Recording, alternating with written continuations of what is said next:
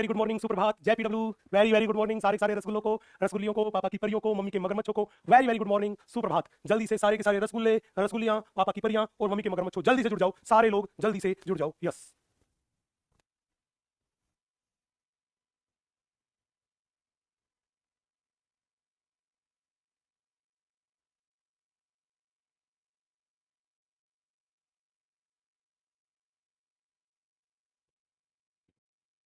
जल्दी से पूरे भारत की रसगुल्ला आर्मी जल्दी से जुड़ जाए आज के बवंडर जबरदस्त जिंदाबाद लेक्चर में। और एक बार मुझे बता दे दोस्तों कि क्या ऑडियो एंड वीडियो एकदम क्लियर है? अगर ऑडियो एंड वीडियो क्लियर है तो स्क्रीन पे लिख दीजिए clear sir, clear sir, clear sir. फिर मचाते हैं मिलके तबाही। जल्दी से जुड़ जाओ सारे लोग बवंडर जबरदस्त जिंदाबाद लेक्चर में, जल्दी से जुड़ जाओ। मिलके फिर मचाएंगे एकदम तांडव तबाही। जल्दी से आ जाओ।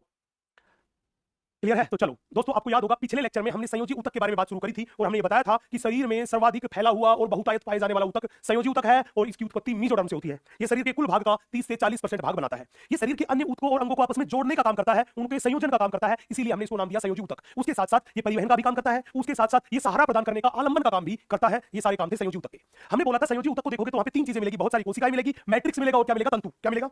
तंतु। अब हमने आपको बताया था कि संयोजी ऊतक के अंदर तंतु होते हैं, लेकिन रक्त एक ऐसा संयोजी ऊतक है जिसमें तंतु नहीं होते। तो हमने एक क्वेश्चन भी करवाया था जिसमें लिखा था कि सभी संयोजी ऊतकों में तंतु होते हैं। आपने जवाब दिया था नन्ना रे, सभी संयोजी ऊतकों में तंतु नहीं होते। फिर हमने संयोजी ऊतक का एक डायग्राम बनाया था और हमने उसमें बात की थी कि संयोजी ऊतक की कोशिकाएं कौन सी थी, संयोजी ऊतक का मैट्रिक्स कौन सा था और संयोजी ऊतक में तंतुओं के बारे में हमने बात करी थी। उसमें हम चार बहुत इंपॉर्टेंट प्रकार की कोशिकाएं थी जिनके बारे में मैंने थोड़ा डिटेल में बात करी थी। उनके बारे में मैंने बता दिया था। फाइब्रोब्लास्ट जिसे बोला था तंतुकोरक कोशिका, मैक्रोफेज जिसे बोला था वहदवक्षक कोशिका, तीसरी मास्ट कोशिका और चौथी वसा कोशिका एडिपोसाइट। हमने इन कोशिकाओं के बारे में बात कर ली थी। हमने मैट्रिक्स के बारे में भी बात कर ली थी कि मैट्रिक्स तंतुओं तथा कोशिकाओं के बीच में भरा होता है और रूपांतरित पॉलीसेकेराइड से बनता है और इसका स्रावण कनेक्टिव टिश्यू की कोशिकाएं करती है। अधिकतर भाग का स्रावण कर रही थी फाइब्रोब्लास्ट और थोड़े से भाग का स्रावण किया था मास्ट सेल।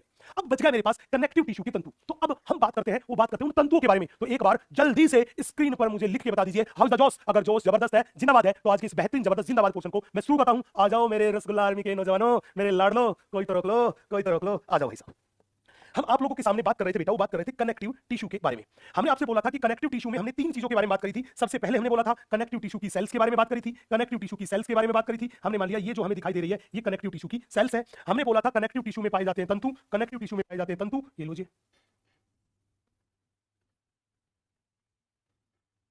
ये तंतु और यहां पे भरा हुआ था ये इस कनेक्टिव टिश्यू का मैट्रिक्स। यहां पे भरा हुआ है ये मेरे पास है इस कनेक्टिव टिश्यू का मैट्रिक्स। ये लो,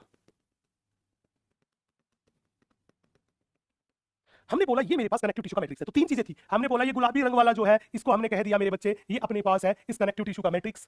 हमने बोल दिया ये येलो कलर वाली जो है ये मेरे पास है कनेक्टिव टिश्यू की सेल। अब सबसे इंपॉर्टेंट ये सफेद रंग से जो मैंने बना रखा ये मेरे पास है कनेक्टिव टिश्यू के फाइबर्स, दैट इज तंतु। ये है कनेक्टिव टिश्यू के फाइबर्स, दैट इज तंतु। ये रहे।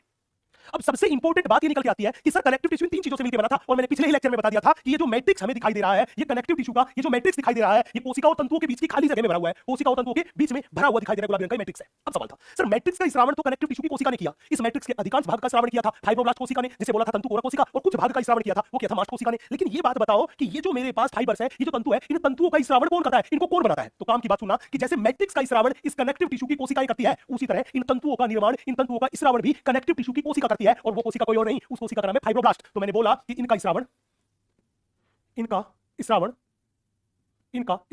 फाइब्रोब्लास्ट, इनका स्रावण फाइब्रोब्लास्ट कोशिका करती है। तो जब भी बोले बताओ तंतुओं का स्रावण कौन सी कोशिका करती है, आपका सीधा जवाब आएगा फाइब्रोब्लास्ट कोशिका करती है। अब अगला सवाल आएगा सर अगर तंतु को लेके और लैब में चेक करके देखें तो ये तंतु बने किस चीज से? कार्बोहाइड्रेट से बने हैं, प्रोटीन से बने हैं, लिपिड से बने हैं, न्यूक्लिक एसिड से, किस चीज से बने हैं, किस मटेरियल से बने हैं? तो जब इनको अध्ययन किया तो पता चला कि ये तंतु प्रोटीन से बने। किससे बने? ये तंतु जो है ये तंतु किससे बने? प्रोटीन से बने हैं। अब वो प्रोटीन कौन सी? बेटा अगर हमारे शरीर का अध्ययन करें तो शरीर में कई सारी अलग अलग प्रकार की प्रोटीन होती है। कुछ प्रोटीन ऐसी होती है जो शरीर की उपापचय क्रियाओं का नियंत्रण करती है, उन्हें नियंत्रक प्रोटीन बोलते हैं। जैसे हमारे शरीर के एंजाइम शरीर की उपापचय क्रियाओं का नियंत्रण करते हैं। कुछ प्रोटीन ऐसी होती है जो शरीर की संरचना के निर्माण में योगदान देती है, उन्हें बोलते हैं संरचनात्मक प्रोटीन। उन्हें क्या बोलते हैं? संरचनात्मक प्रोटीन। कुछ प्रोटीन ऐसी होती है जिनमें संकुचन की क्षमता होती है, जैसे हमारी पेशियों में पाई जाती है ना एक्टिन मायोसिन जो कि संकुचन में सहायता करती है, उन्हें बोलते हैं संकुचनशील प्रोटीन। तो कहने का मतलब शरीर में प्रोटीन जो है वो अलग अलग प्रकार की होती है। शरीर में प्रोटीन जो है वो अलग अलग प्रकार की होती है। शरीर में प्रोटीन जो है वो अलग अलग प्रकार की होती है। मेरी बात क्लियर है? कोई नियंत्रक प्रोटीन होती है, कोई रेगुलेट नियंत्रक प्रोटीन जिसको बोलते हैं रेगुलेटरी प्रोटीन, कोई संरचनात्मक प्रोटीन होती है, तो कोई संकुचनशील प्रोटीन होती है। ऐसे भांति भांति प्रकार की प्रोटीन होती है। तो पूछेगा ये तंतु कौन सी प्रोटीन से बनते हैं? बेटा तंतु जो है वो शरीर की संरचना बनाने में योगदान देते हैं। तो हमने बोला ये संरचनात्मक प्रोटीन से बने होते हैं। ये संरचनात्मक ये संरचनात्मक प्रोटीन से बने होते हैं, ये संरचनात्मक प्रोटीन से बने होते हैं, ये संरचनात्मक प्रोटीन से बने होते हैं। तो जब भी बोले कि बताओ ये तंतु जो है ये कौन सी प्रोटीन से बने होते हैं? संरचनात्मक प्रोटीन से। अब सवाल था गुरुजी आपने कहा ये तंतु संरचनात्मक प्रोटीन से बने हैं, तो क्या आप किसी संरचनात्मक प्रोटीन का उदाहरण बता सकते हैं? अरे बिल्कुल बताएंगे, डंके की चोट पे बताएंगे। कौन सा नाम है बेटा? जैसे संरचनात्मक प्रोटीन का उदाहरण लेके चले तो हमारी एनसीईआरटी ने रखा है कोलेजन प्रोटीन। क्या नाम दे रखा है एनसीईआरटी ने? एनसीईआरटी ने नाम दे रखा है कोलेजन प्रोटीन। ये कोलेजन प्रोटीन एक संरचनात्मक प्रोटीन है। इलास्टिन प्रोटीन,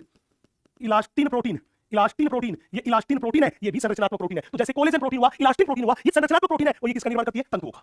अब पूछेगा सर आपने ये बात तो फिक्स कर दी कि तंतु संरचनात्मक प्रोटीन से बने, बहुत बहुत इंपॉर्टेंट लाइन है बेटा, ये एक वर्ड ही सारी चीजों की कहानी बदल देगा। तो प्रोटीन कौन सी प्रोटीन तंतुओं का निर्माण करती है? संरचनात्मक प्रोटीन है, वो कनेक्टिव टिश्यू के तंतुओं का निर्माण करती है। पूछेगा सर एक बात बताओ, कनेक्टिव टिश्यू में जो तंतु है इन तंतुओं का कार्य क्या है? क्या आप हमें कार्य बता सकते हैं? हमने कहा जी बिल्कुल, हम कनेक्टिव टिश्यू के तंतुओं का कार्य बता सकते हैं। क्या ये तंतु जो होते हैं ये जिस भी ऊतक में होंगे, कनेक्टिव टिश्यू में होंगे, तो ये कनेक्टिव टिश्यू को मजबूती प्रदान करते हैं, शक्ति प्रदान करते हैं। पहला काम। तो इस कनेक्टिव टिश्यू को लचीलापन प्रदान करते हैं, इस कनेक्टिव टिश्यू को प्रत्यास्थता प्रदान करते हैं। तो जब भी पूछे कार्य तो मैंने बोला तंतु ऊतक को मजबूती, तंतु ऊतक को मजबूती, या मैं इसी को बोल दूं शक्ति।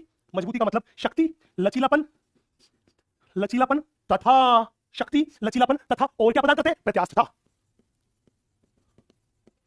प्रत्यास्थता प्रदान करते हैं, प्रत्यास्थता प्रदान करते हैं। ये कहानी अपने पास है, ये इन तंतुओं के बारे में कहानी है। तो ये पूरी की पूरी तंतुओं की कहानी मेरे हिसाब से एकदम क्लियर हो गई होगी। एक एक कॉन्सेप्ट दिमाग में छप गया होगा, दिल में उतर गया होगा और मस्त मस्त दोनों में चमक गया होगा। तो अगर ऐसी बात है तो स्क्रीन पर दिल निकाल के फेंक दो और ये कहानी एक बार नोट कर लो बड़े अच्छे तरीके से। ठीक है मेरे दोस्त, जल्दी से नोट कीजिए, जल्दी से नोट कीजिए।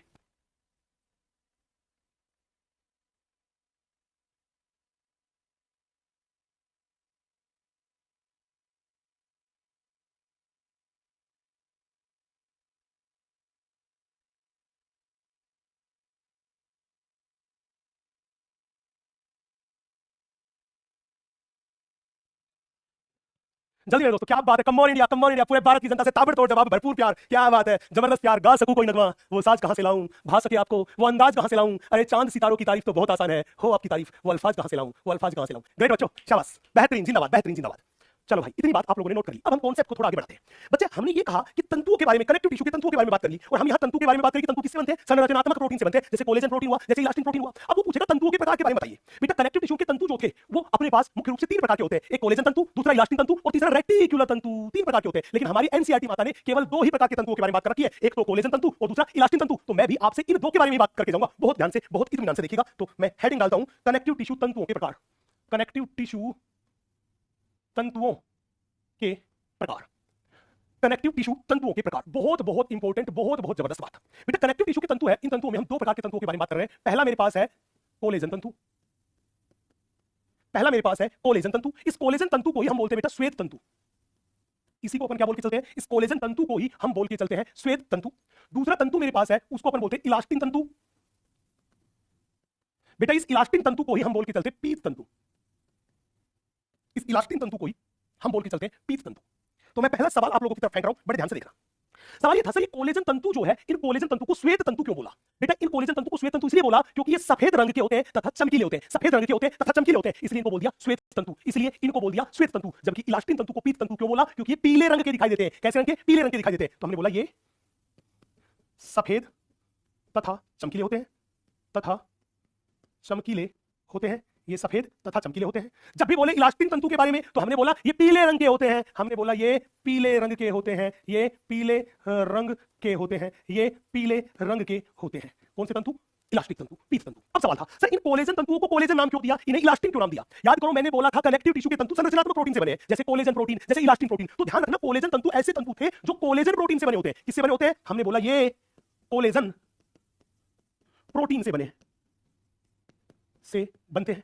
ये कौन सी प्रोटीन से बनते हैं? हमने बोला ये कोलेजन प्रोटीन से बनते हैं। जबकि ये इलास्टिन तंतु कौन सी प्रोटीन से बनते हैं? नाम ही इलास्टिन है, इसका मतलब कौन सी प्रोटीन है रसगुल्ले? ऐसे घूर घूर से मत देख, बड़े इत्मीनान से पढ़, कौन सी प्रोटीन से? हमने बोला इलास्टिन प्रोटीन से। तो हमने बोला ये इलास्टिन प्रोटीन से बनते हैं, प्रोटीन से बनते हैं। तो हमने बोला वो कोलेजन प्रोटीन से बनते हैं और ये कौन सी प्रोटीन से बनते हैं? ये इलास्टिन प्रोटीन से बनते हैं। अब बड़े ध्यान से देखना, एक सवाल है जो कि पूछ पूछ के पूछा हुआ है और बायोमोलिक्यूल वाले चैप्टर में मैं बताऊंगा भी। अगर पूछे कि जंतु के शरीर में सर्वाधिक पाए जाने वाली प्रोटीन कौन सी है, सवाल पूछेगा बताओ जंतु के शरीर में सर्वाधिक पाए जाने वाली प्रोटीन कौन सी है, तो उस प्रोटीन का नाम कौन सी प्रोटीन होगा? Collagen protein. कौन सी प्रोटीन होगा? Collagen protein. तो मैंने बोला जंतु के शरीर में सर्वाधिक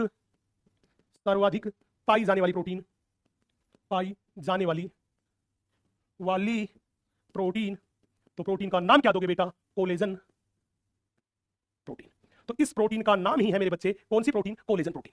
बहुत बहुत इंपॉर्टेंट बात है और बायोमोलिक्यूल्स वाले जैव अणु वाले चैप्टर में ये क्लियर लाइन है और नीट में ये सवाल जो है ये पूछ के पूछा हुआ सवाल है। नीट में तो ये पूछ के पूछा हुआ सवाल है। बोला सर ठीक है गुरुजी एक बात बताओ। हमने कहा पूछो सर, अगर हम इन कोलेजन तंतुओं को और इन इलास्टिन तंतुओं को दोनों को देखें तो हम कैसे पहचाने कि कौन से तो कोलेजन तंतु है और कौन से इलास्टिन तंतु है? बड़े ध्यान से देखना बेटा, जब भी हम कोलेजन तंतुओं को देखते हैं तो मान लीजिए ये मेरे पास जो दिखाई दे रहा है ये मेरे पास कोलेजन तंतु है, ये मेरे पास कोलेजन तंतु है। अगर हमसे कोई इलास्टिन तंतु के बारे में, तो जब भी इलास्टिन तंतु को देखोगे तो ये मेरे पास जो दिखाई दे रहे हैं ये मेरे पास इलास्टिन तंतु है। दोनों में क्या खास बात देखी? खास बात ये देखी कि कोलेजन तंतु जो थे ये तो बंडल के रूप में है, किसके रूप में? बंडल के रूप में, जबकि इलास्टिन तंतु अकेला है। पहली बात। दूसरी बड़ी बात, कोलेजन तंतु असाकित है जबकि इलास्टिन तंतु जो है वो है साकित। तो मैं ये दोनों लाइन लिखता हूं कि हमेशा बंडल के रूप में हमेशा बंडल के रूप में पाए जाते हैं, हमेशा बंडल के रूप में पाए जाते हैं। तो जब भी बोले कोलेजन के बारे में तो याद रखना कोलेजन तंतु वो जो हमेशा बंडल के रूप में पाए जाते हैं, जबकि ये इलास्टिक तंतु जो है ये अकेला होता है, हमेशा एकल तंतु के रूप में होता है। हमने बोला हमेशा एकल तंतु के रूप में होता है, रूप में पाए जाते हैं, हमेशा एकल तंतु के रूप में पाए जाते हैं, हमेशा एकल तंतु के रूप में पाए जाते हैं। कौन से? इलास्टिक तंतु। पहले बेटा ये जो इतने से मैंने डिफरेंस लिखा है ना, इन इतने से डिफरेंस को नोट कर लीजिए। इसके बाद मैं और आगे की कंसेप्चुअल बात थोड़ी सी करता हूं, आगे बढ़ता हूं। जल्दी से नोट कर लो रे पापा की परियो, मम्मी के मगरमच्छो, जल्दी से नोट करो, जल्दी से नोट करो। तबाही मचा देंगे, बवंडर मचा देंगे। यस, नंदिनी नाम की बच्ची पूछ रही है सर इलास्टिन प्रोटीन कहां पाई जाती है? अरे कनेक्टिव टिश्यू में जो इलास्टिन नाम के तंतु है वो इलास्टिन प्रोटीन ही है। यस, हमारे शरीर में पाई जाती है, कनेक्टिव टिश्यू में पाई जाती है। हां, जहां जहां कनेक्टिव टिश्यू होगा, जहां जहां इलास्टिन तंतु होंगे, मतलब इलास्टिन प्रोटीन है बालिके। कोई तो रोक लो। नोट हुआ? अब भाई बड़े ध्यान से देखना, हम कॉन्सेप्ट को थोड़ा सा आगे बढ़ाते हैं, बड़े ध्यान से देखिएगा। अब एक सवाल था गुरुजी, हम यहाँ पे इलास्टिन तंतु और कोलेजन तंतुओं के बारे में बात कर रहे हैं, हमने कहा बिल्कुल बात कर रहे हैं। यहाँ पे आपने बोला कि कोलेजन तंतु हमेशा बंडल के रूप में पाए जाएंगे और इलास्टिन तंतु जो थे वो एकल होंगे, पहली बात। दूसरा, कोलेजन तंतु जो थे वो असाकित होते हैं जबकि ये कैसे होते हैं? साकित होते हैं। एक और खास बात भैया, कोलेजन तंतु जो है उनमें प्रत्यास्थता नहीं होती। प्रत्यास्थता का मतलब फिजिक्स में पढ़ा होगा ना कि रबर था, उसको पकड़ के खींचा तो लंबा हो गया, छोड़ते दोबारा अपनी नॉर्मल कंडीशन में आ गया। इसी को तो बोलते हैं इलास्टिसिटी, प्रत्यास्थता। तो याद रखना कोलेजन तंतुओं में प्रत्यास्थता नहीं होती जबकि इलास्टिन तंतुओं में प्रत्यास्थता होती है। तो बहुत बहुत इंपॉर्टेंट बात, हमने बोला इलास्टिन तंतु जो है वो कैसे होते हैं? साकित होते हैं तथा कैसे होते हैं? प्रत्यास्थ। जबकि कोलेजन तंतु कैसे होते हैं? अशाखित तथा अप्रत्यास्थ, अशाखित तथा अप्रत्यास्थ तंतु। जबकि इलास्टिन तंतु कैसे होते हैं? हमने बोला ये मेरे पास है साकित तथा प्रत्यास्थ, साकित तथा प्रत्यास्थ तंतु, साकित तथा प्रत्यास्थ तंतु। पूछेगा गुरुजी एक बात बताओ,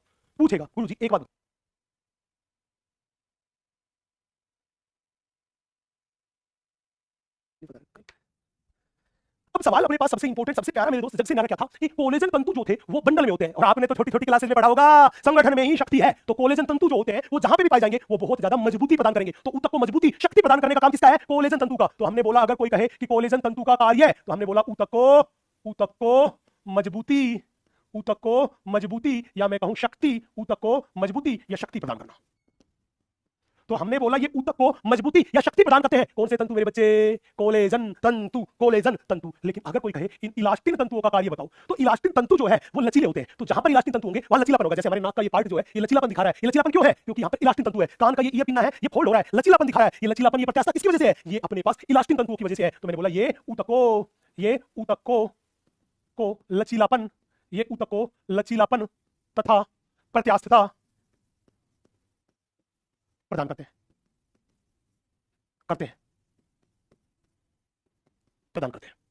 भाई ये दोनों की दोनों जो बातें लिखी ये हमने कोलेजन तंतु तथा इलास्टिन तंतु के बारे में लिखी। यस, यहां पे जाके तंतु की कहानी हुई एकदम खत्म। मतलब कल जब मैंने एनसीईआरटी माता की रीडिंग करी थी तो कुछ तंतुओं वाली लाइन जो थी वो मैंने छोड़ दी थी। आज मैं उन लाइन को पढ़ के बताऊंगा और एक एक कॉन्सेप्ट जो था लाइन का वो आपके दिमाग में छप जाएगा, दिल में उतर जाएगा और मस्त मस्त 2 नैनों में चमक जाएगा। फिर तुम कहोगे कसम खा के कहो, मुस्कुरा के कहो सर आप आगे बढ़ो, हम आपके साथ हैं।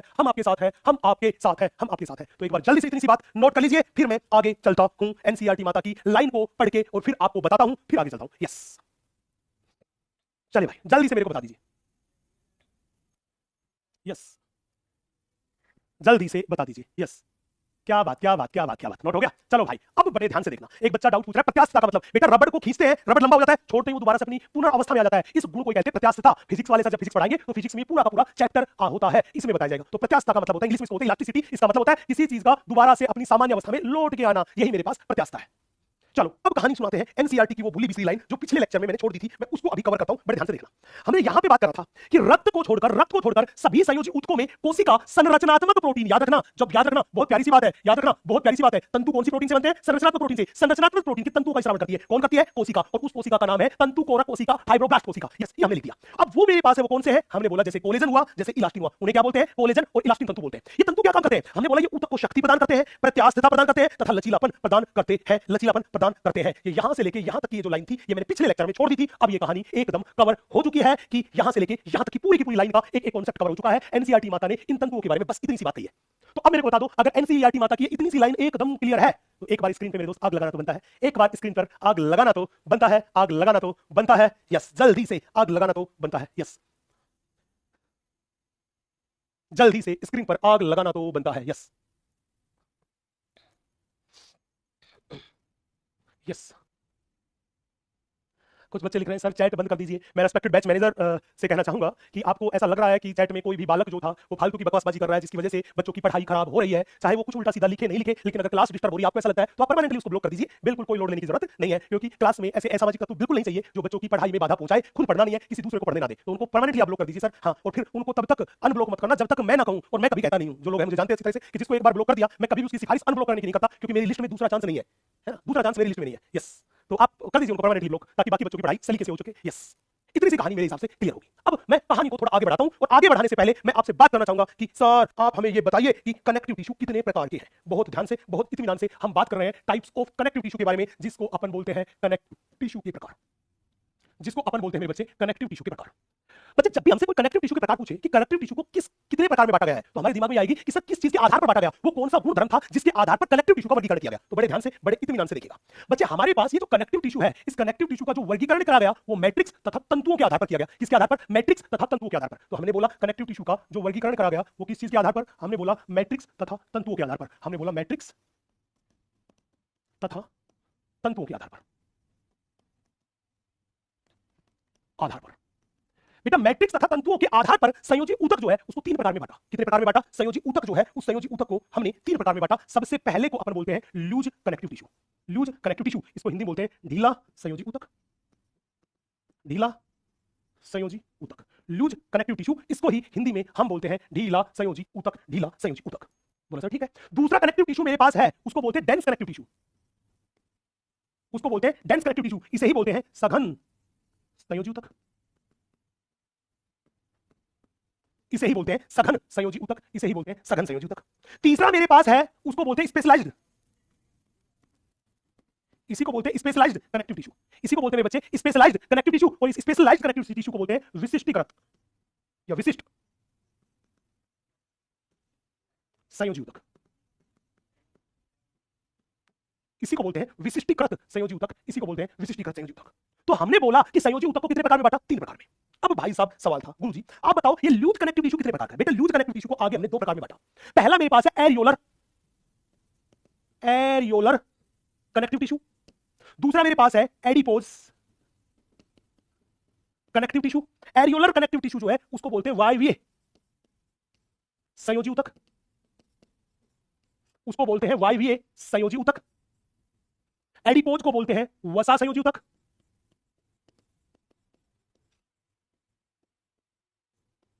वसा संयोजी ऊतक। डेंस कनेक्टिव टिश्यू जो है, इस डेंस कनेक्टिव टिश्यू को अपन बोलते हैं दो प्रकार में डिवाइड किया। कितने प्रकार में? दो प्रकार में। एक है सघन नियमित, सघन नियमित, सघन नियमित, जिसको अपन बोलते हैं डेंस रेगुलर, जिसको बोलते हैं डेंस रेगुलर। दूसरा मेरे पास है सघन अनियमित,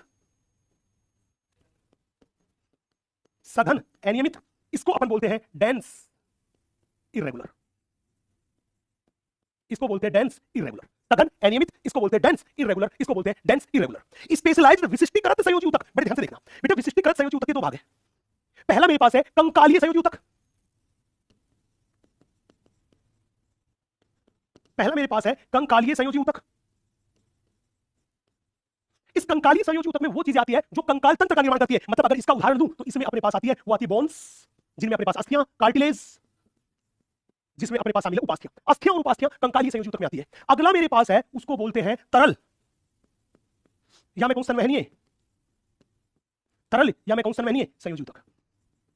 तरल या मैं कहूं संवहनीय संयोजी ऊतक। जब भी कोई कहे तरल या संवहनीय संयोजी ऊतक में कौन आता है बेटा? तरल या संवहनीय संयोजी ऊतक में ही जब भी इसका उदाहरण पूछे तो इसी का उदाहरण मेरे पास है ब्लड, इसी का उदाहरण मेरे पास है लिम्फ, जिसको अपन बोलते हैं लसिका। तो रक्त तथा लसिका जो है वो तरल या संवहनीय संयोजी ऊतक में आता है। तो इस तरह से मैं बात करके चलूं तो संयोजी ऊतक मेरे पास मैट्रिक्स और तंतु के आधार पर 3 प्रकार का होता है। वो 3 प्रकार कौन-कौन से हैं और उन्हें आगे कैसे डिवाइड किया गया है, ये पूरी की पूरी टेबल एक बार बना लीजिए, फिर हम एक एक करके बात करते हैं। सबसे पहले हम कहानी आपको सुनाएंगे, वो सुनाएंगे लूज कनेक्टिव टिश्यू के बारे में, जिसे हमने बोला ढीला संयोजी ऊतक या शिथिल संयोजी ऊतक। ढीले का मतलब शिथिल संयोजी ऊतक। जल्दी से इतनी सी बात नोट कर ले, जल्दी से जल्दी से।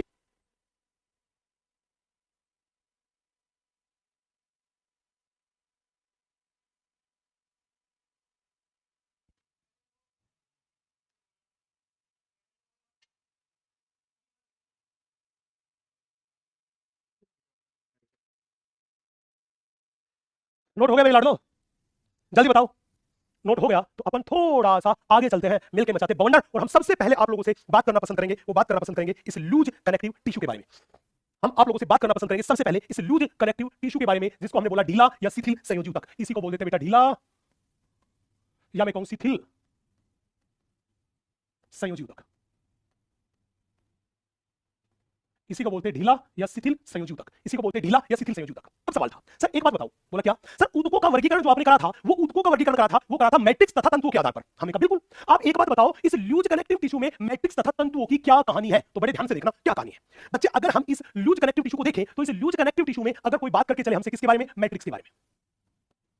इसमें कोई हमसे बात करके चले मैट्रिक्स के बारे में, या फिर हमसे कोई बात करके चले यहाँ पे वो बात करके चले फाइबर्स के बारे में, दैट इज तंतुओं के बारे में, फाइबर्स के बारे में, दैट इज तंतुओं के बारे में। अगर इन दोनों चीजों के बारे में बात करके चले तो हम बात करेंगे मात्रा के बारे में। किसके बारे में? मात्रा के बारे में। तो ध्यान रखना लूज कनेक्टिव टिश्यू वो कनेक्टिव टिश्यू था जिसमें मैट्रिक्स की मात्रा सबसे ज्यादा थी। तो सबसे ज्यादा मैट्रिक्स है, ये ऊपर की साइड तीर लगाया, इसका मतलब मैट्रिक्स की मात्रा कैसी थी? सबसे ज्यादा थी। लेकिन तंतुओं की संख्या यहाँ पे थी, वो थी कम। तंतुओं की संख्या यहाँ पे थी कम। अब पूछेगा कि भाई आप बताओ इस लूज कनेक्टिव टिश्यू में मैट्रिक्स की मात्रा तो सबसे ज्यादा थी, लेकिन अगर उस मैट्रिक्स को देखें तो वो कैसा था? वो एकदम ठोस था कि बहुत गाढ़ा था, शहद के जैसा या फेविकोल के जैसा गाढ़ा था कि वो एकदम पानी की तरह पतला था? कैसा था बेटा? इस लूज कनेक्टिव टिश्यू का मैट्रिक्स जो था वो अर्ध तरल मैट्रिक्स था। तो जब भी बोले कि मैट्रिक्स बहुत ज्यादा होता है और कैसा होता अपने पास, हमने बोला अर्ध तरल मैट्रिक्स। अर्ध तरल मैट्रिक्स। तो कान खोल के बात सुन लीजिएगा, बात सुन लीजिएगा। सूर्यांशु नाम का बालक पूछ रहा है सर मैट्रिक्स क्या होता है? बेटा मैट्रिक्स जो था ये अंतरकोशिकीय पदार्थ था जो कि कोशिकाओं के बीच के अवकाश में भरा था। इसे अंतरकोशिकीय पदार्थ कह दो चाहे मैट्रिक्स कह दो, ये एक ही बात है। यस, ये तो मैं शुरू में ही बता चुका हूं मेरे झंडू। यस देखो, तो जब भी पूछे लूज कनेक्टिव टिश्यू में मैट्रिक्स की मात्रा ज्यादा, तंतुओं की मात्रा कम, और ये मैट्रिक्स होता है, ये होता है अर्ध तरल। ये क्या होता है? अर्ध तरल। अब बोला एक बात बताओ, ये मैट्रिक्स की मात्रा बहुत ज्यादा है और मैट्रिक्स किस किसके बीच भरा था? याद करो किस किसके बीच भरा था? ये कनेक्टिव टिश्यू की कोशिका और तंतुओं के बीच की जो जगह थी उसमें मैट्रिक्स भरा था। बोलो यस की नो, जल्दी बताओ। यस की नो, यस की नो। मैट्रिक्स जो था वो किस किसके बीच भरा था? हमने बोला कोशिकाओं तथा तंतुओं के बीच भरा था। कोशिकाओं तथा तंतुओं के बीच भरा था। जल्दी जल्दी जल्दी जल्दी जल्दी जल्दी जल्दी। मैट्रिक्स का स्रावण कनेक्टिव टिश्यू की कोशिकाएं करती है। इसमें जल पाया जाता है, खनिज लवण पाए जाते हैं, प्रोटीन पाए जाते हैं। इन सारी चीजों से मिलकर बनता है, वो अपने पास बनके बनता है मैट्रिक्स। बोला हाँ। अब मैं एक सवाल तुम्हारी तरफ से पूछता हूं। मैं कह रहा हूं कोशिका और तंतुओं के बीच में मैट्रिक्स बना था और वो मैट्रिक्स बहुत ज्यादा मात्रा में था। तो बताओ कोशिका और तंतुओं के बीच में मैट्रिक्स की मात्रा बहुत ज्यादा थी, तो कोशिका और तंतुओं के बीच का जो अवकाश रहा होगा, कोशिका और तंतुओं के बीच जो फासले रहे होंगे वो कम रहे होंगे कि ज्यादा? कम रहे होंगे कि ज्यादा? कोशिका और तंतुओं के बीच में फासले जो रहे होंगे वो कम होंगे कि ज्यादा? जल्दी बताओ मेरे को, जल्दी बताओ भाई। ज्यादा। बहुत बहुत सही जवाब, शाबाश शाबाश। तुलसी ने जवाब दिया, भवानी ने, करुणा ने, चेतन ने, सोहेल ने, रोहित ने। सर ज्यादा, क्योंकि दोनों के बीच कोशिका और तंतुओं के बीच मैट्रिक्स की मात्रा ज्यादा है, तो ज्यादा मैट्रिक्स भरने के लिए अवकाश भी तो ज्यादा चाहिए। मतलब उन दोनों के बीच में फासला क्या था? ज्यादा। अब मेरे को बताओ अगर कोशिका और मैट्रिक्स के बीच फासला ज्यादा था, दूरियां ज्यादा थी, तो उनके बीच बॉन्डिंग जो होगी वो कमजोर होगी कि स्ट्रॉन्ग होगी? कमजोर होगी कि मजबूत होगी? कमजोर होगी कि मजबूत होगी? कमजोर होगी कि मजबूत होगी? जल्दी मुझे बताओ। यस, कमजोर होगी कि मजबूत होगी? यस, बॉन्डिंग कमजोर होगी सर। वेरी गुड, वीक होगी, कमजोर होगी, क्योंकि जब दूरियां ज्यादा होती है तो बॉन्डिंग तो कमजोर होती है। तो मैं ये कह दूं कि लूज कनेक्टिव टिश्यू ऐसा था जिसमें मैट्रिक्स की मात्रा बहुत ज्यादा थी, फाइबर्स की मात्रा बहुत कम थी। मतलब कोशिकाएं और फाइबर्स जो थे वो उनके बीच की बॉन्डिंग कमजोर थी, वो एक दूसरे से ढीले बंधे हुए थे।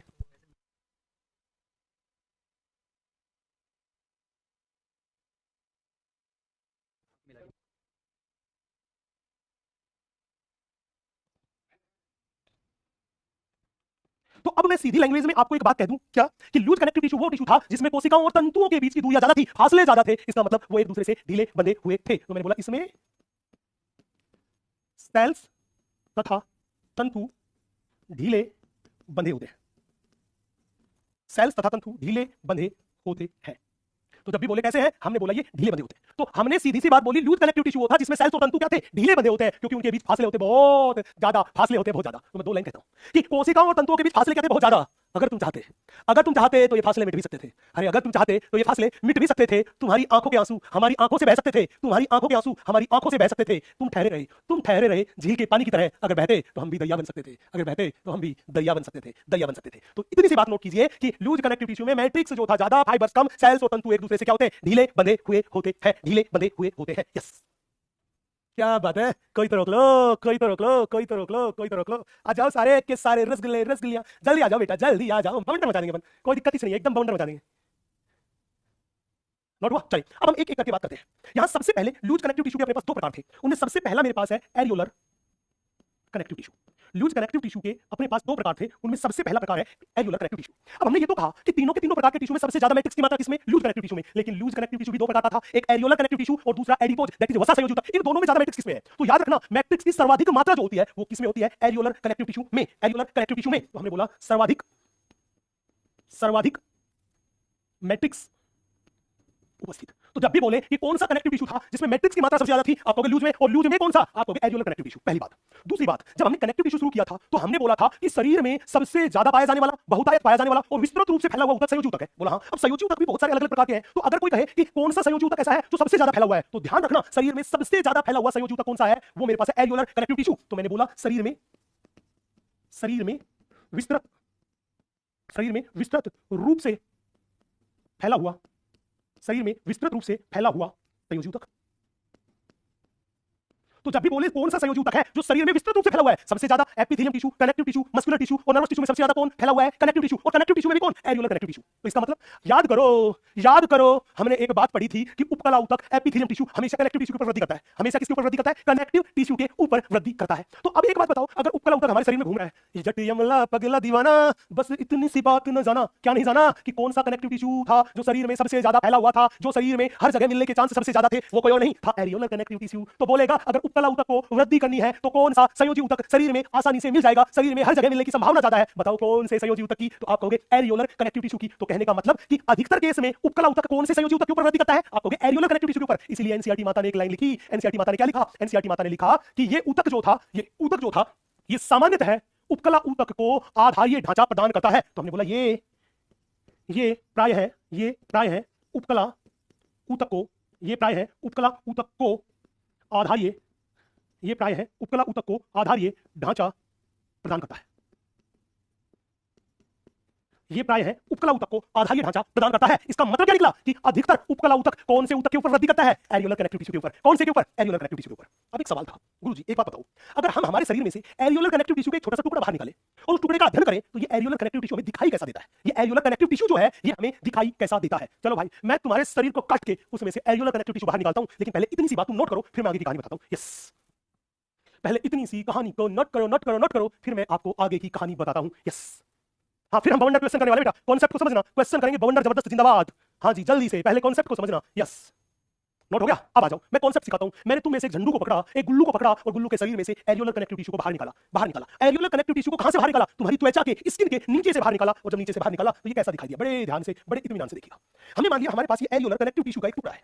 किसका टुकड़ा है मेरे बच्चे? हमने मान लिया ये मेरे पास एरियोलर कनेक्टिव टिश्यू का एक टुकड़ा है। इस एरियोलर कनेक्टिव टिश्यू के टुकड़े को देखा तो क्या देखा कि इस एरियोलर कनेक्टिव टिश्यू का जो टुकड़ा था, इसमें यहाँ पे आप क्लियरली देख सकते हैं, यहाँ पर आप क्लियरली देख सकते हैं, ये मेरे पास कोशिका दिखाई दे रही है। बेटा ये जो कोशिका आपको दिखाई दे रही है, इस कोशिका का नाम है फाइब्रोब्लास्ट। ये मछली जैसी जो मैंने बना दी, ये मेरे पास कुछ और नहीं, ये मेरे पास है फाइब्रोब्लास्ट, जिसको अपन बोलते हैं तंतु कोरक कोशिका। और यही वो कोशिका है जो संयोजी ऊतक तंतुओं का स्रावण करती है, यही वो कोशिका है जो संयोजी ऊतक तंतुओं का स्रावण करती है, यही वो कोशिका है। ये लो, हमने बोला ये तंतु कोरक कोशिका है, और इस तंतु कोरक कोशिका से ये जो तंतुओं का बंडल दिखाई दे रहा है, अब बताओ बंडल के रूप में कौन से तंतु पाए जाते थे, कोलेजन तंतु, इलास्टिन तंतु। आप कहोगे कोलेजन तंतु, तो ये मेरे पास है कोलेजन तंतु, बोला सर ठीक है। अब कोलेजन तंतुओं के साथ साथ यहाँ पर इलास्टिन तंतु भी पाए जाते हैं। यहाँ पे देखिए, मान लीजिए ये जो अपने को दिखाई दे रहे हैं, ये अपने पास इलास्टिन तंतु दिखाई दे रहे हैं, ये जो दिखाई दे रहे हैं ये अपने पास इलास्टिन तंतु दिखाई दे रहे हैं। हमने बोला ये अपने पास है, ये मेरे पास है इलास्टिन तंतु। बोला सर ठीक है। सर क्या इसमें ब्लड की सप्लाई, यहाँ भैया यहाँ पे रक्त की सप्लाई होती है, यहाँ पर रक्त की सप्लाई होती है, और रक्त की सप्लाई होती है तो हमने बोला ये रही यहाँ पर उपस्थित ब्लड वेसल। ये जो मैंने लाल रंग की बना दी, ये यहाँ पर उपस्थित ब्लड वेसल है, ये यहाँ पर उपस्थित क्या है, ब्लड वेसल, रक्त वाहिनी। ये मेरे पास है ब्लड वेसल, जिसको बोलते हैं रक्त वाहिनी, ये मेरे पास रक्त वाहिनी है।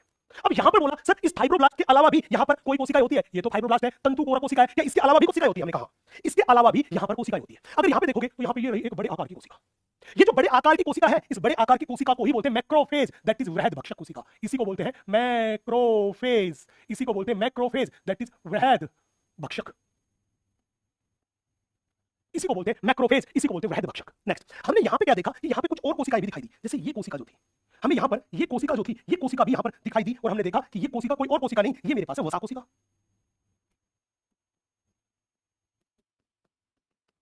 वसा कोशिका। इसके साथ साथ हमें कुछ और कोशिकाएं भी यहां पर दिखाई दी। मान लीजिए यहां पर ये जो कोशिका हमें दिखाई दी, हमने मान लिया ये जो कोशिका मुझे दिख रही है, इस कोशिका को बोलते हैं बेटा मास्ट सेल।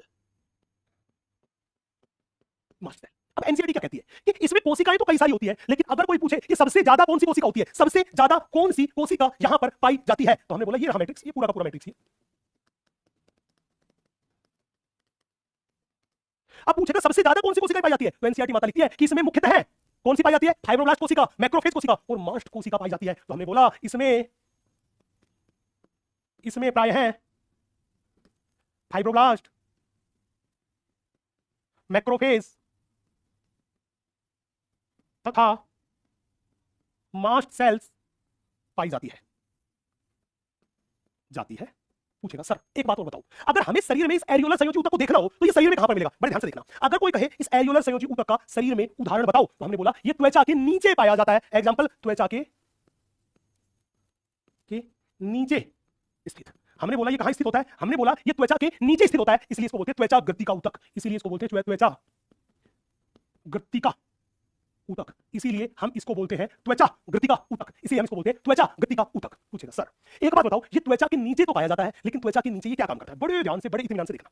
बेटा मैंने क्या काम किया, यहां से त्वचा का टुकड़ा लिया, यहां से मैंने एक त्वचा का टुकड़ा लिया। मान लीजिए ये मेरे पास जो है ये त्वचा का टुकड़ा है, ये त्वचा का टुकड़ा है, और इस त्वचा के टुकड़े को जब मैंने देखा तो इस त्वचा के टुकड़े पे मुझे दो परत दिखाई दी। एक परत जो ये सबसे बाहर की तरफ है, इस सबसे बाहर वाली परत को मैंने कह दिया एपिडर्मिस। इसको क्या बोल दिया? इसको अपन ने बोल दिया एपिडर्मिस। इस एपिडर्मिस के नीचे एक और परत मुझे दिखाई दी, इस एपिडर्मिस के नीचे मुझे एक परत और दिखाई दी, और इस एपिडर्मिस के नीचे जो मुझे परत दिखाई दी, मैंने इस नीचे वाली परत को मैंने नाम दे दिया बेटा डर्मिस। इस नीचे वाली परत को मैंने नाम दे दिया मेरे बच्चे, वो नाम दे दिया डर्मिस। याद रखना त्वचा में ये दो परत है, ऊपर वाली जो सबसे बाहर है एपिडर्मिस, इसके नीचे डर्मिस, इन दोनों परतों से मिलकर बनती है त्वचा। स्किन, तो हमारी स्किन किनसे मिलकर बनी? एपिडर्मिस तथा डर्मिस, इन दोनों से मिलकर बनती है स्किन। बोला सर ठीक है। अब हमारी त्वचा कई बार देखा होगा सर्दी लगती है तो रोंगटे खड़े हो जाते हैं, वो रोंगटे खड़े करवाती है। वो रोंगटे खड़े करवाने के लिए त्वचा के नीचे पाई जाने वाली मसल्स उत्तरदायी है, मसल्स उत्तरदायी है। तो इसका मतलब ये हुआ कि इस त्वचा के नीचे पेशियां पाई जाती है। इस त्वचा के नीचे क्या पाई जाती है? पेशियां पाई जाती है। हमने बोला ये इस त्वचा के नीचे उपस्थित मसल्स है, ये त्वचा के नीचे उपस्थित मसल्स है। अब पूछेगा सर आप हमें इस एरियोलर संयोजी ऊतक के बारे में बता रहे थे। हाँ रे मेरे गुल्लू झंडू घोचू, मैं इसी के बारे में बता रहा था। सुन, एग्जैक्टली में हमारा ये जो संयोजी ऊतक है ये क्या काम करता है? इस त्वचा को इस मसल से जोड़ने का काम करता है। ये क्या काम करता है? त्वचा को मसल से जोड़ने का काम करता है, त्वचा को मसल से जोड़ने का काम करता है। ये त्वचा को मसल से जोड़ने वाला ये जो ऊतक आपको दिखाई दे रहा है, ये गुलाबी रंग का, यही मेरे पास है एरियोलर कनेक्टिव टिश्यू, यही मेरे पास है एरियोलर कनेक्टिव टिश्यू। तो मैंने यही तो लिखा कि ये त्वचा के नीचे पाया जाता है, ये त्वचा, उसके नीचे गुलाबी रंग का कौन है? Areolar connective tissue. ये क्या काम कर रहा है? त्वचा को नीचे स्थित मसल से जोड़ने का काम कर रहा है, त्वचा को नीचे स्थित मसल से जोड़ने का काम कर रहा है। अब बताओ क्या ये कहानी क्लियर है? ये लाइन क्यों लिखी? डायग्राम को देखो, त्वचा के नीचे स्थित, ये कहानी मैंने इस डायग्राम में दिखा दी, और यहां पे जाके एरियोलर कनेक्टिव टिश्यू हुआ मेरे बच्चे एकदम खलास। एरियोलर कनेक्टिव टिश्यू एकदम खलास खलास खलास, एकदम खलास।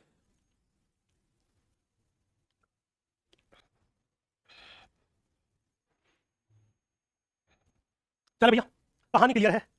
अरे बता दो, दुख दर्द बताना भी नहीं आता, जताना भी नहीं आता। तो दुख दर्द भाई साहब, यस बेटा नीचे वाला डायग्राम ही बनाना है, इसी में मैंने बता रखा है कि एरियोलर कनेक्टिव टिश्यू त्वचा के नीचे कहां पर है। यस ये कहानी यहीं पे बता रखी है। यस नोट हुआ? चलो साहब, तो हमने एरियोलर कनेक्टिव टिश्यू पढ़ लिया। इस एरियोलर कनेक्टिव टिश्यू के बाद अगला जो ऊतक था, उस अगले ऊतक को हमने बोला था वसा संयोजी ऊतक। वसा संयोजी ऊतक that is adipose connective tissue, वसा संयोजी ऊतक, वसा संयोजी ऊतक, adipose connective tissue that is वसा संयोजी ऊतक, adipose connective tissue that is वसा संयोजी ऊतक। बोला सर ठीक है। अब बड़े ध्यान से, बड़ी इत्मीनान से देखना बेटा, नाम ही ऊतक का वसा संयोजी ऊतक है, तो याद रखना ये एक ऐसा ऊतक था जिसमें वसा कोशिकाएं अत्यधिक संख्या में पाई जाती है। तो मैंने बोला इसमें मुख्यतः वसा कोशिकाएं पाई जाती है, इसमें मुख्यतः वसा कोशिकाएं पाई जाती है। तो ये एक ऐसा ऊतक है जिसमें कौन सी कोशिकाएं पाई जाती है? मुख्य रूप से वसा कोशिकाएं पाई जाती है। अब सवाल तो ये था इस सब वो वसा कोशिकाएं क्या काम करती है? बेटा बहुत ध्यान से देखना, बहुत ध्यान से देखना, वो वसा कोशिकाएं क्या काम करती है। हमने बोला एक इंसान है, एक व्यक्ति है, वो व्यक्ति डेली 2 रोटी खाता है, 2 रोटी खाता है। क्यों? क्योंकि उसका शरीर इतना ही काम करता है कि 2 रोटी से उसको उतनी ऊर्जा मिल जाती है। अगर 2 के बजाय कोई इंसान 5 रोटी खाने लगे तो बताओ उसने कितनी रोटी अतिरिक्त खाई? काम तो वो 2 रोटी का ही कर रहा है, लेकिन खाना खाने लगा कितनी? 5 रोटी वाला। तो 2 रोटी वाला काम कर रहा है, 5 रोटी खाने लगा, तो अतिरिक्त भोजन जो था वो 3 रोटी था कि नहीं था? बोला हाँ सर। तो हमने बोला कि एक इंसान ने लिया अत्यधिक भोजन, एक इंसान जो था उसने क्या लिया? अत्यधिक भोजन। एक इंसान जो था उसने क्या लिया मेरे बच्चे, अत्यधिक भोजन लिया। अब इस अत्यधिक भोजन से क्या मतलब है? अरे अत्यधिक भोजन से मतलब वो था कि वो भोजन जो शरीर में यूज नहीं आ रहा, शरीर उसे तुरंत उपयोग में नहीं लेता। तो मैंने बोला शरीर द्वारा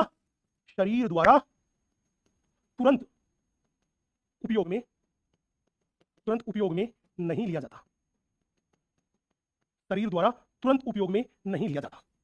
बोला सर ठीक है, शरीर द्वारा तुरंत उपयोग में नहीं लिया जाता। बोला सर ठीक है, उस भोजन को बोलते हैं अत्यधिक भोजन। तो बोला कि वो 3 रोटियां जो थी वो एक्स्ट्रा थी, तो उसका क्या होगा? बेटा जो अत्यधिक भोजन था, हमारा शरीर उस अत्यधिक कार्बोहाइड्रेट को वसा में कन्वर्ट करता है। तो मैंने बोला शरीर क्या काम करेगा? मैंने बोला शरीर अत्यधिक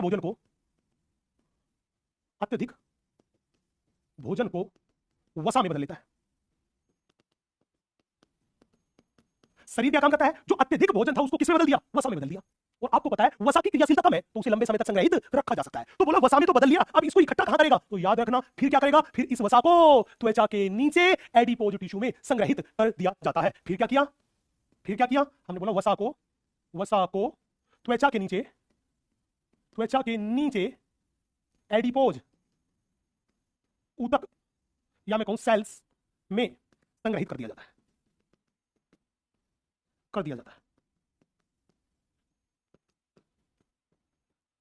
फिर इसने क्या काम किया? इसको त्वचा के नीचे एडिपोज ऊतक को सेल में क्या कर दिया? संग्रहित कर दिया।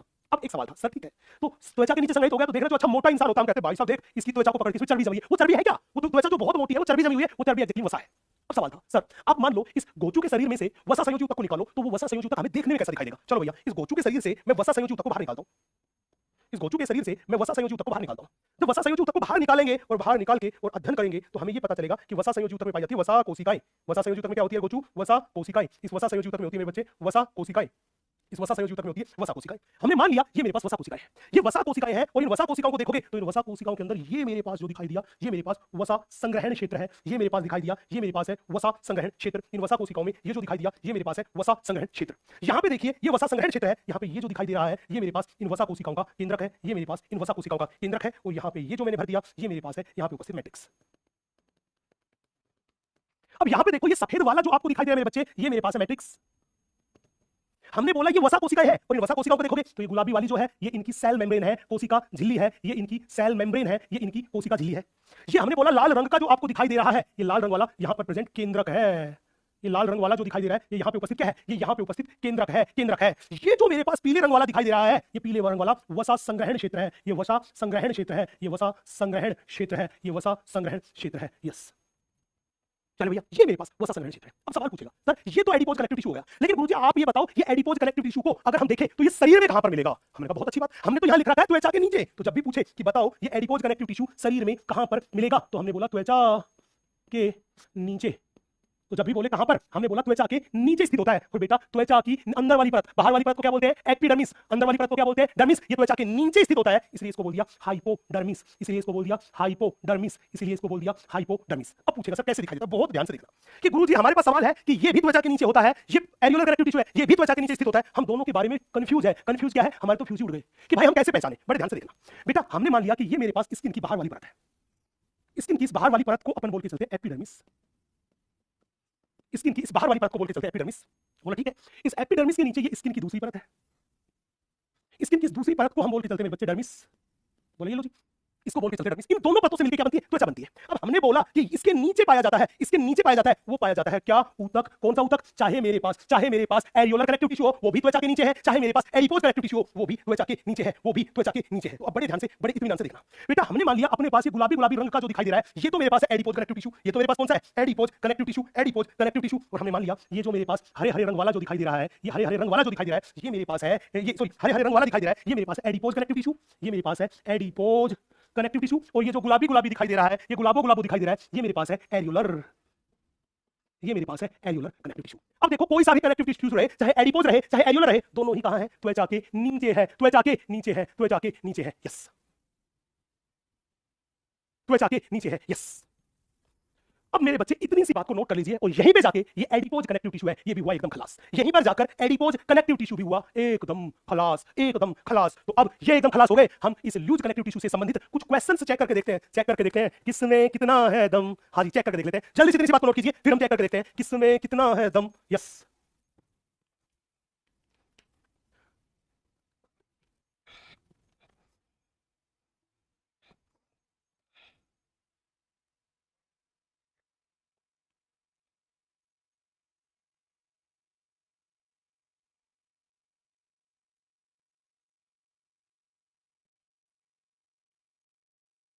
यस।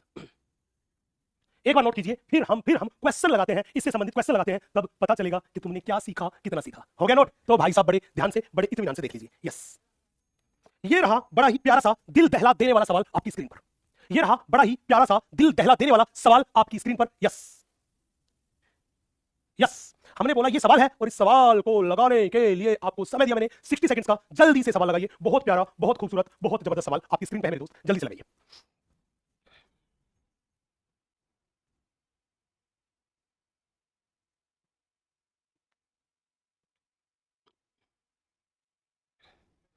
बहुत बहुत अच्छा सवाल, बहुत अच्छा सवाल, बहुत प्यारा सवाल, खूबसूरत सवाल। जल्दी से बच्चे जवाब दे भाई, जल्दी से जवाब दे। इसी में पता चलेगा किसमें कितना है दम। यस, पोल कीजिएगा, पोल कीजिएगा।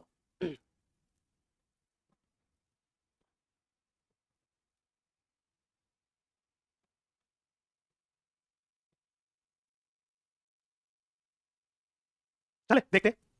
ये कह रहा है निम्नलिखित 4 कथनों को पढ़िए। भैया ये 4 कथन पढ़ने हैं और उनमें से सही को चयन करना है कि कितने कथन सही है। 4 में से कितने कथन सही है ये हमें चयन करना है। देखना, ये कह रहा है वसा ऊतक एक प्रकार का ढीला संयोजी ऊतक है। हाँ बिल्कुल सही बात है, जो मुख्य रूप से त्वचा के नीचे स्थित होता है। बिल्कुल सही बात है, बिल्कुल सही बात है। ये कह रहा है वसा को संग्रहित करने के लिए एरियोलर ऊतक की कोशिकाएं विशिष्टीकृत होती है। नहीं, वसा को संग्रहित करने के लिए वसा कोशिकाएं विशिष्टीकृत है। वसा कोशिकाओं का काम ही वसा का संग्रहण करना है और वो वसा ऊतक में पाई जाती है। मुख्य रूप से एरियोलर ऊतक का मुख्य काम वसा का संग्रहण करना नहीं है, गलत बात है। संयोजी ऊतक की कोशिकाएं रूपांतरित पॉलीसेकेराइड का इस्तेमाल करती है। हाँ, ये रूपांतरित पॉलीसेकेराइड ही तो बनाता था मैट्रिक्स, बिल्कुल सही बात है, परंतु तंतुओं का नहीं। अरे भाई, संयोजी ऊतक की फाइब्रोब्लास्ट कोशिकाएं तंतुओं का इस्तेमाल भी करती है। मतलब ये बात क्या हो गई? गलत बात हो गई। नेक्स्ट, एरियोलर ऊतक उपकला ऊतक के लिए एक आधारीय ढांचे के रूप में कार्य करता है। बिल्कुल, क्योंकि शरीर में विस्तृत रूप से फैला हुआ ऊतक कौन सा है? संयोजी ऊतक, एरियोलर ऊतक। तो उपकला ऊतक को वृद्धि करने के लिए शरीर में आसानी से उपलब्ध हो जाएगा। तो कितनी बातें सच्ची है? 2 बातें सच्ची है, पहली वाली एंड चौथी वाली। इसलिए उत्तर गया 3, उत्तर गया 3, उत्तर गया 3। देखते हैं भारत की कितनी जनता ने 3 आंसर किया है ना? कहीं मोए मोए मत करवा लेना यार।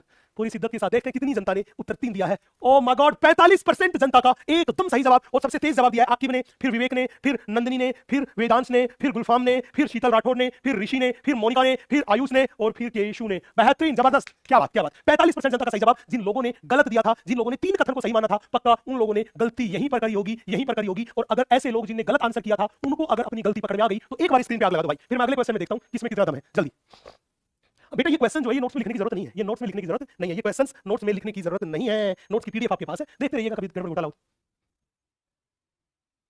चले भैया, चलो अगला सवाल मैं आपकी तरफ फेंकता हूं, लपकना। लेकिन उससे पहले एनसीईआरटी माता की ये लाइंस देख लेते हैं। एनसीईआरटी माता की लाइंस देख लेते हैं। एनसीईआरटी माता कह रही है संयोजी ऊतक को कितने प्रकार में विभक्त किया? 3 प्रकार में, लचीला दैट इज ढीला संयोजी ऊतक, सघन संयोजी ऊतक, और विशिष्टीकृत संयोजी ऊतक।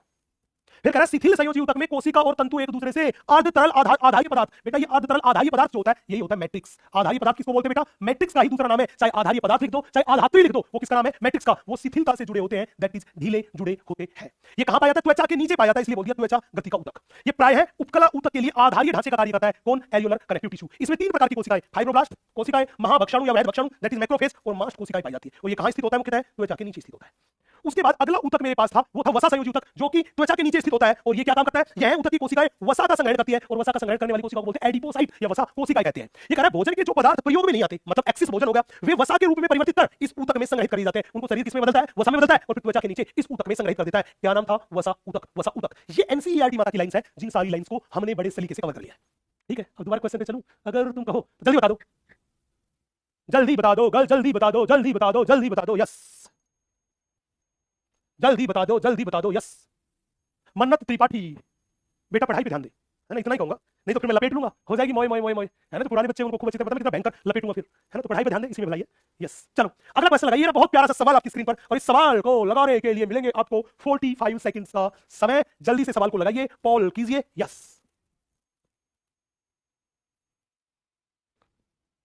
आ जाओ भाई, जल्दी से सवाल को लगाइए।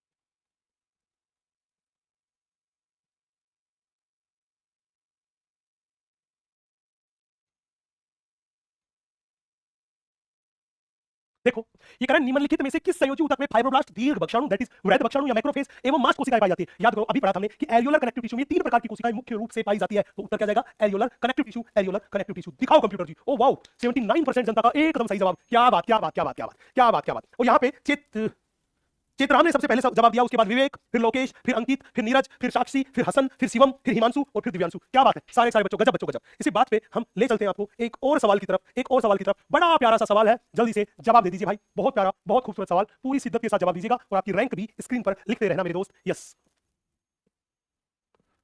जल्दी जल्दी सवाल का एकदम सही सही जवाब देना। तुम्हें ऊपर वाली की कसम, उसकी माँ की कसम, उसके बाप की कसम, गड़बड़ घोटाला मत करना। सवाल का जवाब जबरदस्त देना, जिंदाबाद देना। ये लो जी, समय शुरू हो गया अब।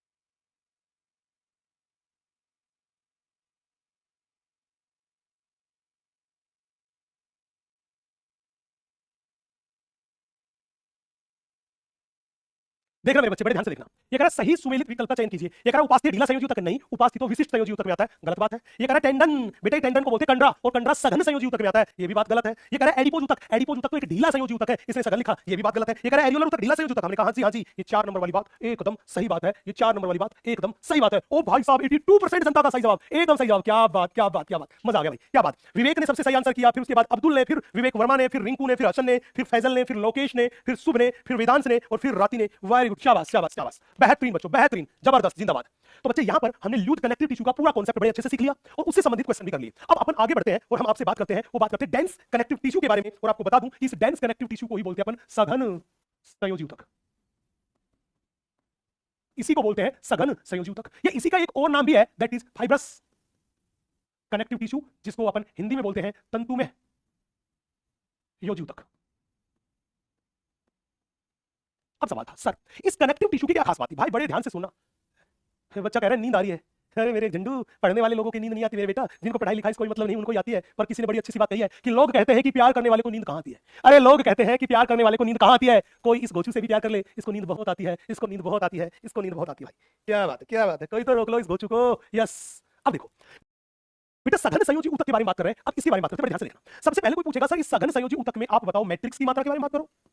आप इस सघन संयोजी ऊतक में फाइबर्स दैट इज तंतुओं के बारे में बात करो, फाइबर्स दैट इज तंतुओं के बारे में बताओ। इन दो चीजों का वर्णन करो, इन दो चीजों में क्या खास बात है। तो ध्यान रखना, सघन संयोजी ऊतक वो था जिसमें मैट्रिक्स की मात्रा तो थी बहुत कम, लेकिन तंतुओं की मात्रा थी बहुत ज्यादा। अब बताओ, अगर मैट्रिक्स की मात्रा बहुत कम थी तो इसका मतलब तंतु तथा कोशिकाएं एक दूसरे के क्या होंगे? बहुत पास पास होंगे। और यहाँ पे तंतुओं की मात्रा बहुत ज्यादा थी, तो तंतु को बनाने वाली कोशिकाएं दैट इज फाइब्रोब्लास्ट कोशिकाएं भी बहुत ज्यादा संख्या में होगी। तो मैंने बोला यहां पर इसमें मुख्यतः फाइब्रोब्लास्ट सेल्स पाई जाती है। अब हमने बोला फाइब्रोब्लास्ट कोशिका और तंतुओं के बीच मैट्रिक्स की मात्रा बहुत कम, इसका मतलब तंतु और कोशिका एक दूसरे के बहुत बहुत नजदीक। तुम याद रखना, सघन संयोजी ऊतक वो ऊतक था जिसमें फाइब्रोब्लास्ट कोशिकाएं और तंतु मजबूती से बंधे होते हैं। तो हमने बोला इसमें फाइब्रोब्लास्ट सेल्स तथा तंतु मजबूती से बंधे होते हैं। फाइब्रोब्लास्ट कोशिकाएं और तंतु किससे बने होते हैं? मजबूती से बने होते हैं। अब सवाल था, गुरुजी हमें ये बताइए कि ये डेंस कनेक्टिव टिश्यू कितने प्रकार का होता है और किस आधार पर इसका वर्गीकरण किया गया? भाई यही सबसे इंपॉर्टेंट बात है, बड़े ध्यान से, बड़े इत्मीनान से देखना। हम बात कर रहे हैं आपसे डेंस कनेक्टिव टिश्यू के बारे में। बेटा ये डेंस कनेक्टिव टिश्यू जो है, इस डेंस कनेक्टिव टिश्यू को हमने दो प्रकार में बांटा। किसके आधार पर? हमने बोला कि यहां पर फाइब्रोब्लास्ट तथा तंतुओं की व्यवस्था के आधार पर। बहुत इंपॉर्टेंट, किसके आधार पर? हमने बोला कि फाइब्रोब्लास्ट तथा तंतुओं की व्यवस्था के आधार पर,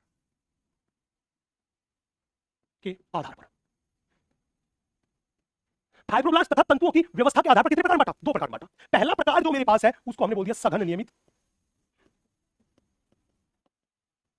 और दूसरे को हमने बोल दिया सघन अनियमित। दूसरे को हमने बोल दिया सघन अनियमित, पहले को बोल दिया सघन नियमित और दूसरे को हमने बोल दिया सघन अनियमित। अब बड़े ध्यान से, बड़े इत्मीनान से देखना, जब भी हमसे पूछे कि सघन नियमित संयोजी ऊतक कौन सा है, तो ऐसा संयोजी ऊतक जिसमें फाइब्रोब्लास्ट कोशिकाएं जो थी, वो फाइब्रोब्लास्ट कोशिकाएं कनेक्टिव टिश्यू के तंतुओं के बंडल के बीच में कतारों में व्यवस्थित हो। कैसे? मैं डायग्राम बना के दोनों को बताता हूं, बड़े ध्यान से देखना। बच्चे आप मानिए कि हमने यहां पर ये सघन नियमित संयोजी ऊतक का एक छोटा सा टुकड़ा लिया, ये लीजिए, यहां पर इसका ये छोटा सा टुकड़ा लिया और इधर सघन अनियमित का छोटा सा टुकड़ा लिया। दोनों चीजों को क्लियरली हम समझाने की कोशिश करते हैं, बड़े ध्यान से, बड़े इत्मीनान से देखिएगा, समझिएगा हर एक कॉन्सेप्ट को। यस, हमने बोला कि सघन नियमित ऊतक, संयोजी ऊतक का छोटा सा टुकड़ा है। हमने बोला इस टुकड़े में यहां पे जो आपको दिखाई दे रहा है, यहां पे जो आपको दिखाई दे रहा है, हमने माना ये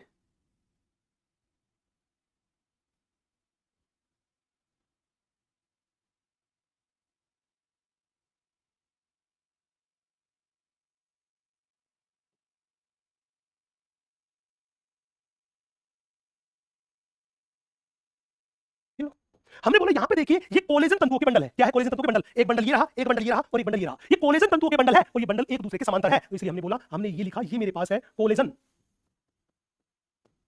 तंतुओं के, कोलेजन तंतुओं के समानांतर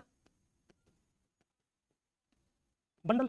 ये कोलेजन तंतुओं के समांतर क्या अपने पास बंडल है, ये कोलेजन तंतुओं के समानांतर बंडल है। हमने क्या देखा, इन कोलेजन तंतुओं के समानांतर बंडल के बीच में यहां पे देखिए, ये मेरे पास जो आपको दिखाई दे रही है, ये अपने पास फाइब्रोब्लास्ट कोशिकाएं हैं। ये अपने पास जो दिखाई दे रही है, ये फाइब्रोब्लास्ट कोशिकाएं हैं। ये लो, ये हमें जो दिखाई दे रही है, ये फाइब्रोब्लास्ट कोशिकाएं हैं।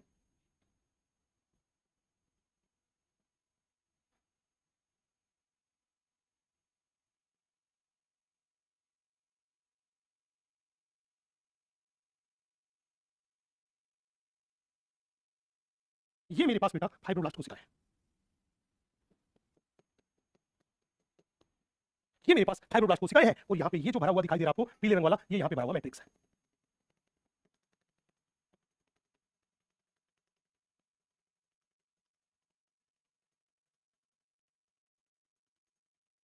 ये मेरे पास यहाँ पे भरा हुआ मैट्रिक्स है। तो हमने बोला ये मेरे पास जो पीले रंग वाला है, ये मेरे पास यहाँ पे भरा हुआ मैट्रिक्स है। अब बड़े ध्यान से देखना, ये फाइब्रोब्लास्ट कोशिकाएं लाइन में लगी हुई नहीं है, कतार में है कि नहीं है। जैसे स्कूल में प्रेयर जो होती है, प्रार्थना होती है, हम भी तो लाइन में खड़े होते हैं। तो यहाँ पे देखना, ये मेरे पास जो है, ये मेरे पास है फाइब्रोब्लास्ट की कतार, ये मेरे पास है फाइब्रोब्लास्ट की कतार, ये मेरे पास है फाइब्रोब्लास्ट की कतार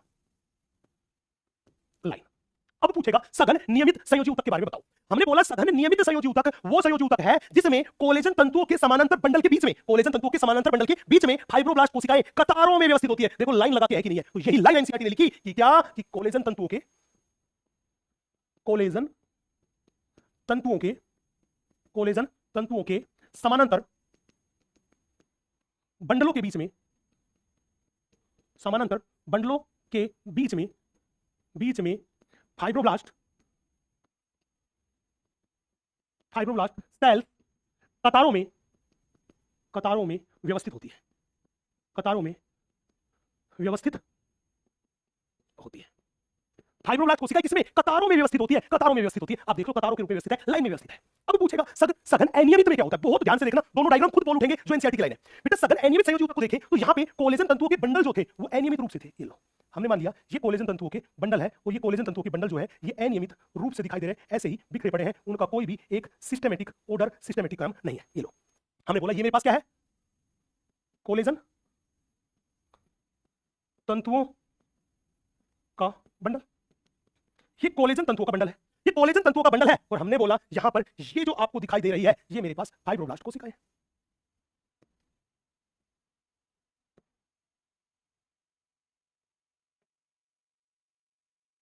ये फाइब्रोब्लास्ट कोशिकाएं या फाइब्रोब्लास्ट कोशिकाएं भी है। साथ ही साथ इन फाइब्रोब्लास्ट कोशिकाओं के साथ ही साथ यहां पर हमें कुछ दूसरी कोशिकाएं भी दिखाई दी, लाइक एडिपोज सेल। कौन सी कोशिका दिखाई दी? ये लीजिए, कुछ दूसरी कोशिका भी हमें दिखाई दी और दूसरी कोशिका को अपन बोलते हैं एडिपोज सेल। अब यहां पे देखो, ये एडिपोज सेल हो गई, ये हो गया इनका मैट्रिक्स।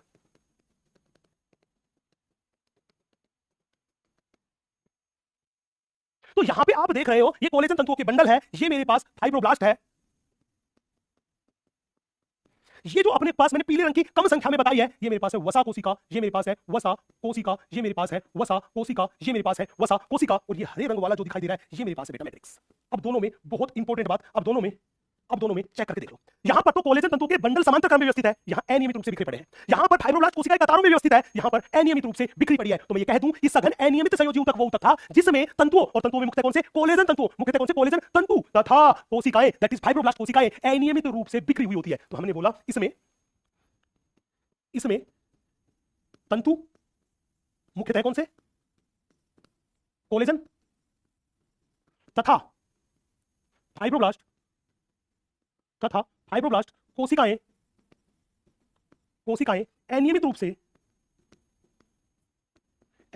से बिखरी हुई पाई जाती है, अनियमित रूप से बिखरी हुई पाई जाती है, अनियमित रूप से बिखरी हुई पाई जाती है। तो दोनों में बहुत क्लियर डिफरेंस है। जहां सिस्टमेटिक तरीके से नियमित रूप से व्यवस्थित है उसको तो बोल दिया सघन नियमित, और जहां अनियमित रूप से बिखरी है उसे बोल दिया सघन अनियमित, उसे बोल दिया सघन अनियमित, उसे बोल दिया सघन अनियमित। अब काम की बात, सीधी बात बेटा, सघन नियमित के दो उदाहरण अपने पास है, एक है लिगामेंट और दूसरा है टेंडन, एक है लिगामेंट और दूसरा है टेंडन। और सघन अनियमित का उदाहरण जो अपने पास है उस उदाहरण का नाम है त्वचा की डर्मिस, त्वचा की डर्मिस। तो अगर इनका कोई मेरे से पूछे उदाहरण, मैं इनके बारे में डिटेल में बात आगे करूंगा। पहला उदाहरण है लीगामेंट, नियमित में उदाहरण है लीगामेंट जिसको बोलते हैं स्नायु। दूसरा उदाहरण है टेंडन, इस टेंडन को अपन बोलते हैं कंडरा, कंडरा। इसके ये दो उदाहरण है। और अगर इधर वाले का उदाहरण देखोगे तो मैंने बोला त्वचा की डर्मिस में ये मिलती है, वो मिलती है त्वचा की डर्मिस में। अब लिगामेंट क्या होता है, टेंडन क्या होता है, इसके बारे में डिटेल में बात मैं अगले लेक्चर में करूंगा। अभी केवल इतनी सी बात याद रखनी है। मतलब अब हम चलते हैं, वो चलते हैं रसगुल्लों की अदालत में। जल्दी जल्दी हम आपको लेके चलते हैं रसगुल्लों की अदालत में। और उससे पहले यहां पर एनसीईआरटी माता की लाइन, सघन संयोजी ऊतक में तंतु और कोशिकाएं मजबूती से दृढ़ता से जुड़ी होती है। पहली बात हमने बोला ये दो प्रकार का होता है। पहला सघन नियमित, जिसमें क्या होता है, तंतु कोरक समांतर तंतुओं के गुच्छों के बीच में कतारों में व्यवस्थित है, लाइन में व्यवस्थित होती है। और इसके उदाहरण हमने दो लिखे, एक लिखा कंडरा, कंडरा दैट इज टेंडन, और दूसरा मेरे पास है स्नायु दैट इज लिगामेंट। इनके बारे में अगले लेक्चर में डायग्राम बना के डिटेल में बात करने वाले हैं। दूसरा हमने बोला, दूसरा हमने बोला वो अनियमित वाला बोला, वो अनियमित वाला बोला, यस अनियमित वाला बोला कि सघन अनियमित वाला बोला, अनियमित वाला जिसमें मुख्यतः अधिकांश कौन से तंतु पाए जाते हैं, कोलेजन तंतु पाए जाते हैं, कोलेजन तंतु पाए जाते हैं। और ये त्वचा में पाया जाता है, और त्वचा में कहां पे, डर्मिस में। त्वचा में कहां पे, डर्मिस में। अब मैं एनसीईआरटी की कहानी खत्म करके आपको ले चलता हूं रसगुल्लों की अदालत में।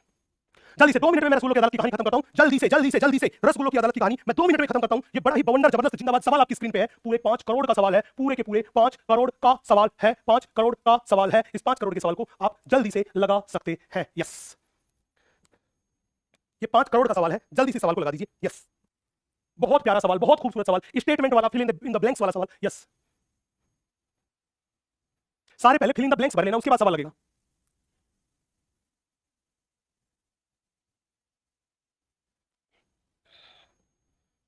जल्दी से मेरे दोस्त, जल्दी से मेरे दोस्त, जल्दी से।